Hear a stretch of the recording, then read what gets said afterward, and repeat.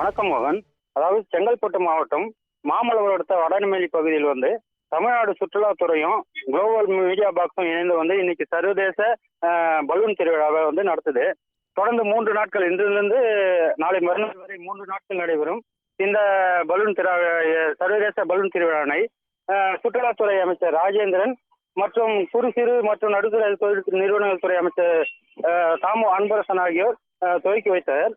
இதில் பாத்தீங்கன்னா பல்வேறு சர்வதேச நாடுகள் சேர்ந்த, அதாவது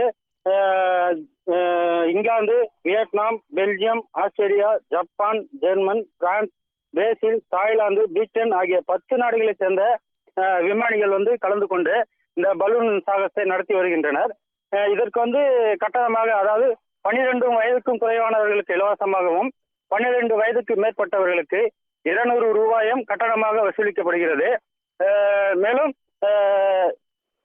இந்த விழாவில் செங்கல்பட்டு மாவட்ட ஆட்சியர் அருண்ராஜ், சுற்றுலாத்துறை இயக்குனர் உள்ளிட்ட பலர் கலந்துக்கினாங்க. மோகன்.